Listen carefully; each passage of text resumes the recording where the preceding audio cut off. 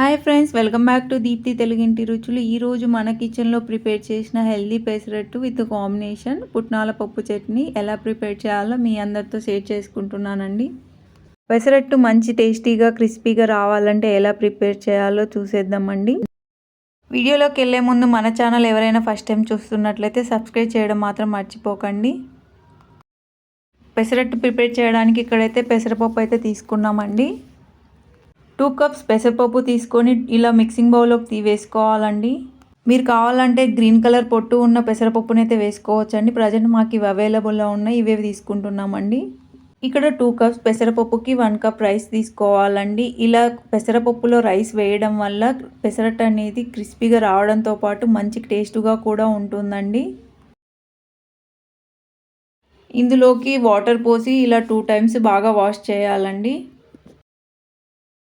Wash చేసిన తర్వాత మొత్తం వాటర్ని డ్రైన్ చేసి మరొకసారి వాటర్ పోసి ఉంచుకోవాలండి. అలా వాటర్ పోసి ఉంచి 6 to 7 అవర్స్ నానబెట్టి ఉంచాలండి. ఒకవేళ మార్నింగ్ బ్రేక్ఫాస్ట్కి ప్రిపేర్ చేయాలనుకుంటే నైట్ మొత్తం నానబెట్టి ఉంచండి. మార్నింగ్ టైం కల్లా పెసరపప్పు అయితే చాలా చక్కగా మెత్తగా నానాయండి. వాటర్ని మొత్తం డ్రైన్ చేసేసి ఇప్పుడు మరొకసారి వాటర్ పోసేసి నార్మల్గా ఒకసారి వాష్ చేసి డ్రైన్ చేయండి వాటర్ని మొత్తం. మిక్సీ జార్ తీసుకొని మనం నానబెట్టి ఉంచిన ఈ పెసరపప్పునన్నింటిని వేసుకోవాలండి. ఇందులో మనకు తగినంత వాటర్ వేసుకొని బాగా గ్రైండ్ చేసుకోవాలి. పిండి ఇలా మెత్తగా అయ్యేలాగా గ్రైండ్ చేసుకోవాలండి. ఈ పిండిని ఒక మిక్సింగ్ బౌల్లోకి తీసుకుందామండి. ఇలాగే అన్ని పెసరపప్పుని గ్రైండ్ చేయాలండి.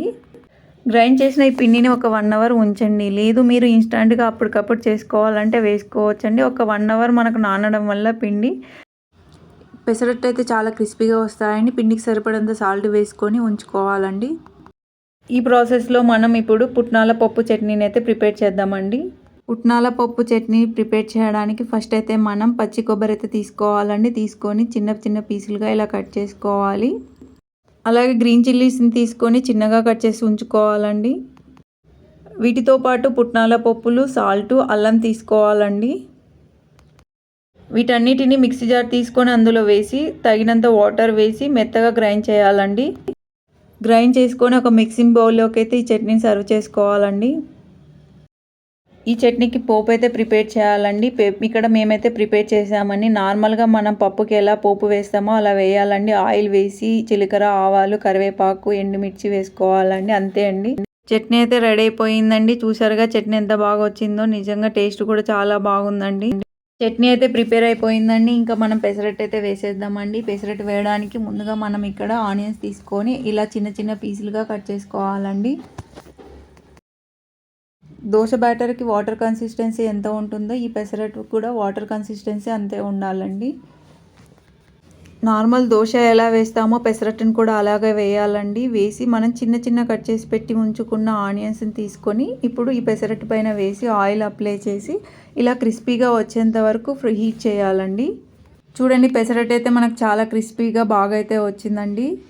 పెసరట్లోకి పుట్నాల పప్పుల చట్నీ కాంబినేషన్ అయితే చాలా టేస్ట్గా ఉంటుందండి. మీరైతే ట్రై చేయండి. మీకు ఈ వీడియో నచ్చింది అనుకుంటున్నాను. నచ్చితే లైక్ చేయండి, కామెంట్ చేయండి, మీ ఫ్రెండ్స్కి అందరికీ ఈ రెసిపీ షేర్ చేయండి. మరిన్ని న్యూ రెసిపీస్ కోసం మన ఛానల్ ఎవరైనా ఫస్ట్ టైం చూస్తుంటే సబ్స్క్రైబ్ చేయడం మాత్రం మర్చిపోకండి. Thank you for watching.